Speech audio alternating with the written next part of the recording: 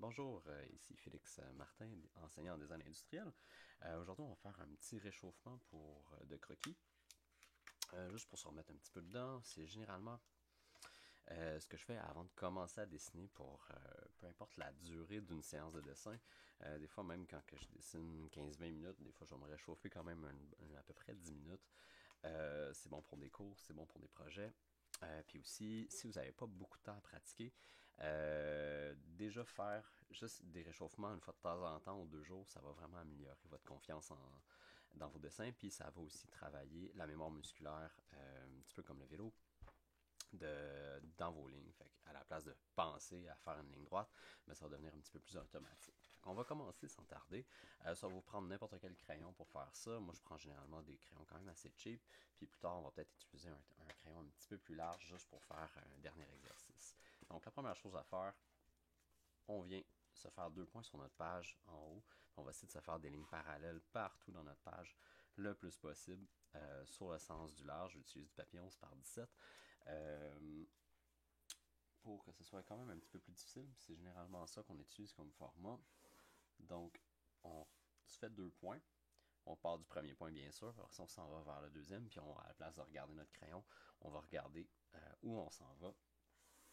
On va essayer d'y aller avec le plus de vitesse possible, et puis une bonne fluidité. L'important, c'est soit d'arriver sur le petit point ou d'arriver proche avec une ligne droite.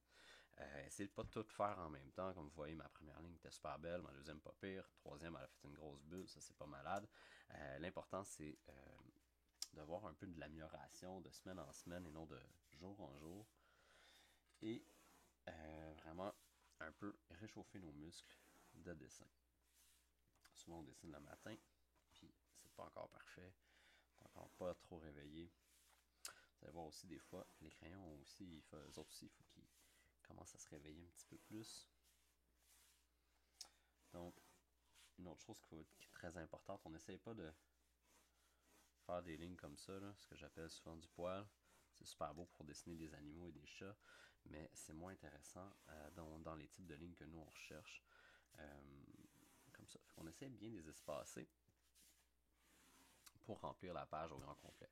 Une fois qu'on a fait ça, ben, on peut regarder toujours comme est-ce que ça s'est bien passé. Et aussi, entre les lignes qui sont relativement parallèles, on va essayer d'en planter une deuxième. Donc, on regarde ça comme ça ici. C'est pas mal plus difficile comme exercice parce que c'est plus un exercice de concentration. Est-ce que vous êtes capable de garder le cap sur votre dessin en ayant beaucoup de bruit autour, du bruit visuel? C'est souvent ça qui va arriver en dessin. On va essayer de dessiner. Il va y avoir plein de lignes de construction. Puis on va faire comme et merde, je cherche ma bonne ligne. Des fois, on perd notre point où c'est qu'on s'en va. Fait que c'est ici, ça vient pratiquer un peu cet élément-là. C'est pas facile. L'important au début, c'est des fois juste de réussir à faire la ligne. Pas nécessairement qu'elle soit aussi belle que les premières qu'on a fait, mais je vous garantis qu'après quelques semaines, même quelques jours, vous allez voir une bonne différence. Une fois qu'on a bien rempli la page comme ça, ben là, on peut la revirer. Souvent, je prends du vieux papier de recyclage pour faire mes réchauffements. Je vais les remplir aussi recto verso pour essayer d'économiser le maximum de papier. En ce moment, je prends quand même du beau papier pour que ce soit le plus clair possible pour vous. Deuxième exercice, c'est on va encore se faire 2 points, puis on va les relier. Puis là, cette fois-ci, on va essayer de ne pas bouger la page. La première fois, je me suis mis dans mon angle de prédilection un peu. Maintenant, je ne bougerai pas la page, puis je vais essayer tout le temps d'alterner des lignes que je vais pousser, donc de proche de mon corps vers l'extérieur. Et après ça, des fois, je vais tirer aussi des lignes. Fait que là, je vais tirer cette ligne-là, je vais tirer cette ligne-là, je vais m'en faire une là, je vais pousser, je vais tirer. Puis je vais essayer de me faire un genre de réseau un peu abstrait de triangle. Ce sera peut-être pas le plus beau dessin que vous allez jamais avoir fait dans votre vie, mais c'est pas très très grave. Ça s'en va pas sur votre congélateur. Je pense pas que ça aille sur votre post Instagram non plus. Mais quand même. Donc, c'est vraiment un exercice qui va vous aider à développer un petit peu plus de facilité à faire des lignes hors de votre zone de confort. Généralement, moi, ma zone de confort, c'est à peu près comme ça ici. Ça, dans ces lignes-là, généralement, je réussis très très bien. Mais quand il faut faire des lignes qui reviennent, c'est un petit peu plus difficile. Fait que là, moi, j'essaie dans tous les sens. Puis vraiment, je barre ma page avec ma main. Je veux pas qu'elle bouge. En design, nous, on bouge tout le temps notre page, on la tape pas sur la table. Donc, c'est comme un niveau de difficulté un petit peu plus élevé. Ça va vous aider à vous développer, puis ça va aussi vous aider à devenir plus confiant quand on fait certaines lignes. Donc, vous allez avoir moins de misère à les faire, puis on va moins tourner la page. Parce que c'est légal de tourner la page pour se mettre dans le bon angle, mais par contre, des fois, on vient qu'à perdre notre point de perspective. Fait que des fois, ça peut mélanger, puis ça peut créer des erreurs. Donc, il faut faire attention.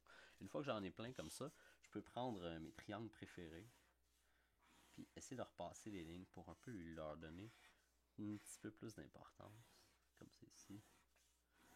Fait qu'on essaie tout le temps encore là de regarder où est-ce qu'on s'en va et non qu'est-ce qu'on fait. Des fois, je peux prendre juste des portions comme ça. Comme ça. Puis, on n'oublie pas, comme d'habitude, on essaie d'utiliser le moins possible le poignet. On essaie de travailler plus avec l'épaule et le coude pour avoir les meilleures motions possibles, pour avoir des lignes les plus droites. Si on utilise le poignet, ça va dessiner des courbes. On va avoir des belles lignes droites. Comme c'est ici. Puis finalement, je pourrais même, juste pour bien utiliser la page, je vais essayer de faire de l'hachurage dans certaines régions que j'ai mis en surbrillance.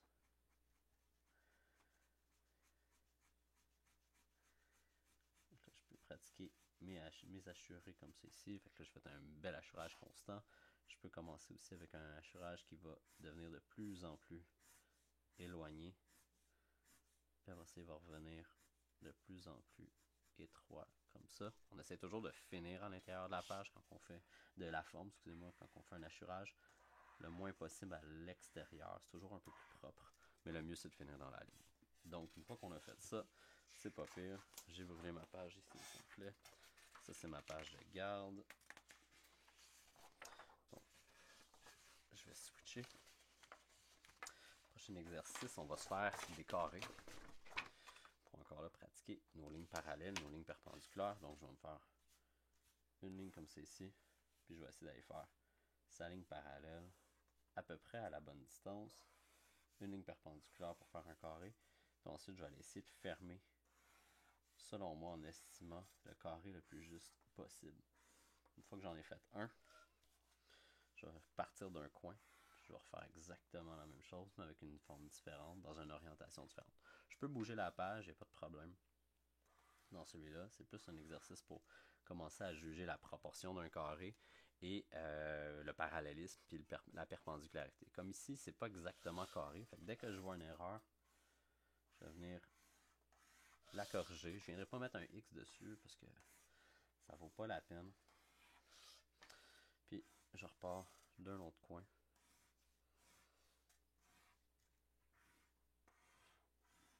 Comme c'est ici. Comme ça. Fait que je vais encore là remplir ma page au grand complet. Comme c'est ici, il en manque un peu. Ma proportion de base était mieux. Des fois, je bouge un peu ma main qui tient mon crayon. Juste pour voir, carrément. C'est une manie que j'ai pognée. Comme c'est ici. On va s'en faire un dernier ici. Fait, comme c'est ici. Et comme ça. Une fois qu'on a quelques carrés comme ça, ce qu'on va faire maintenant, c'est on va aller essayer d'inscrire un cercle à l'intérieur. Fait que là, je veux pas qu'on mesure avec toutes avec les quarts puis les tiers, les quarts puis les huitièmes. C'est vraiment d'y aller un petit peu plus rapidement. Fait qu'on va y aller avec la motion. Fait que je vais aller encercler un peu dans les airs avec un mouvement un peu fantôme. Puis je vais aller essayer de poser un cercle à l'intérieur de mon carré qui vient toucher aux 4 quarts. Lui, il est un petit peu raté, mais c'est pas grave. Encore là, on est en réchauffement. Toutes les ronds que vous aurez ratés ici en ce moment, ben, c'est des ronds qu'on rate pas dans nos dessins. On essaie de faire sortir les erreurs. Les gros sont généralement quand même assez difficiles. celui-là, il va super bien.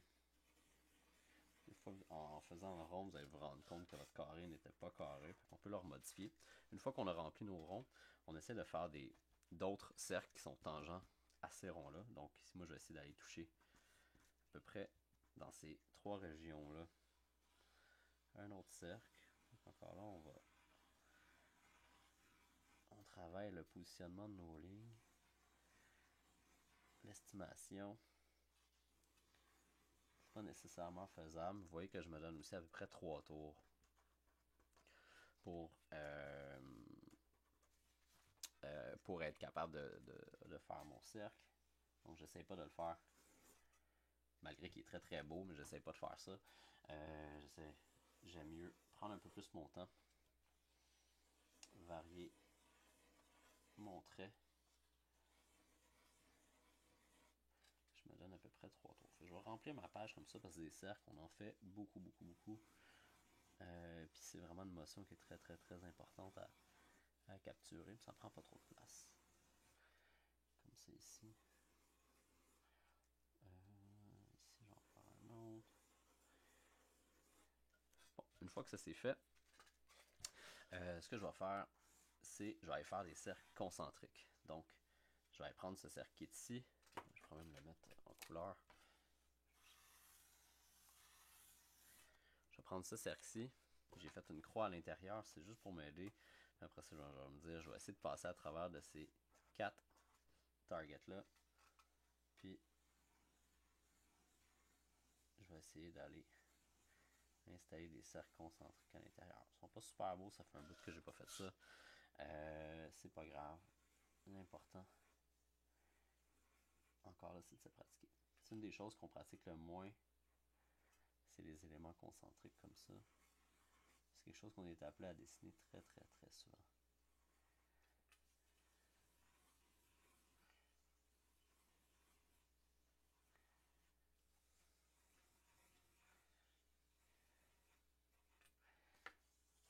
Encore un peu.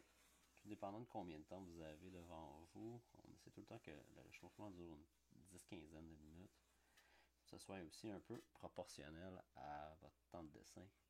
Donc on ne passera pas 25 minutes pour 5 minutes de dessin.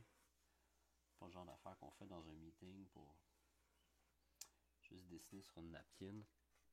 Donc je pourrais tout faire les cercles, mais je pense qu'on commence à comprendre le concept. Le dernier côté, on va se faire des ellipses. Donc, je vais me faire 2 lignes verticales comme ça. Je vais placer ma feuille dans mon angle le plus confortable pour générer des ellipses. Puis je vais commencer, je vais me faire un trait. En bas, je vais me faire un rond. Puis après ça, je vais aller faire une petite ellipse qui est relativement fermée. Donc la distance entre les deux points les plus rapprochés sont très très proches. Puis ensuite, je vais aller en mettre une un petit peu plus ouverte ici. Puis je vais continuer à ouvrir jusqu'à ce que je me rende à mon cercle ici, qui est un petit peu encore en ellipse d'ailleurs.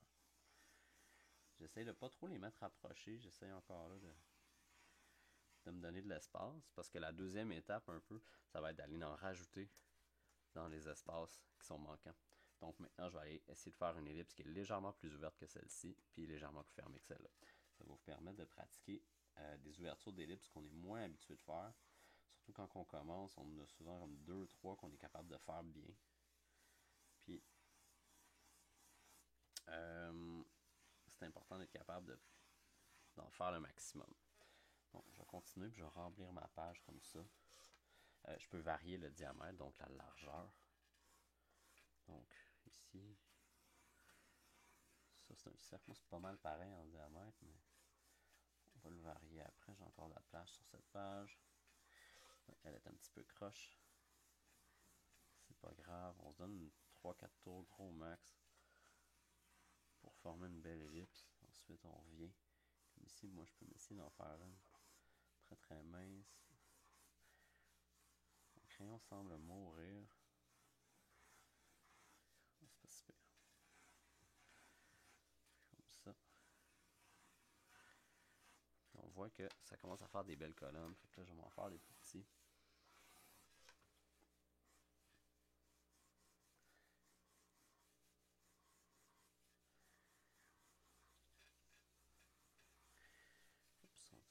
croche encore là. On essaie de se remettre droit. On peut aussi se faire juste une ligne centre. Puis essayer de faire des ellipses. Toujours en ouverture. Vers le bas de la page. On essaie de les garder les plus centrés possible. Comme celle-là, elle devrait être un petit peu plus... En fait, elle devrait être un petit peu plus de ce côté-là parce que cette moitié-là est légèrement plus grosse. Mais c'est pas grave. En ce moment, on est en réchauffement. Personne va venir nous dire que nos ellipses sont laides.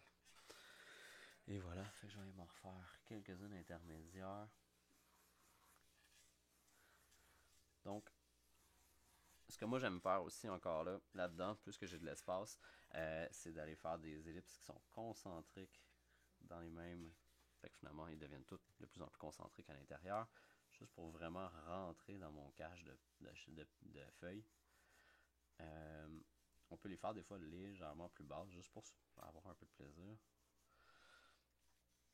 Parce qu'il y a des gens qui aiment faire des ellipses, comme moi j'aime bien ça. Comme ça, fait que je peux en faire un peu partout. Par contre, je vais me tanner comme ça ici. Ça devient encore là un petit peu bruyant, il y a beaucoup de lignes, mais c'est important encore là d'être capable d'isoler ce qu'on est en train de faire et un peu ce qu'il y a autour.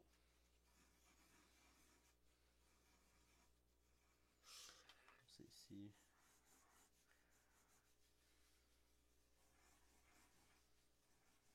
Et voilà. Une fois que j'ai tout fait ça, je vais laisser faire le petit crayon. Je vais prendre un gros crayon comme un Sharpie. Puis je vais aller juste donner un coup, une épaisseur de crayon supplémentaire sur la moitié d'une des ellipses, un peu partout là-dedans. Vous allez voir souvent comment on va faire ça pour montrer un peu que les éléments sont à l'avant ou à l'arrière, ou il y a un trou, des choses comme ça. Fait que moi, ça va vraiment pour me pratiquer. Souvent, c'est les lignes qu'on arrive et on fait comme puis là, on fait ça, quelque chose comme ça, puis ça vient tout casser notre dessin. Fait qu'il faut garder la même fluidité dans ce cas-là. Fait que moi, je vais aller juste arriver comme ça, puis je vais aller installer, excusez-moi, des lignes un peu plus foncées.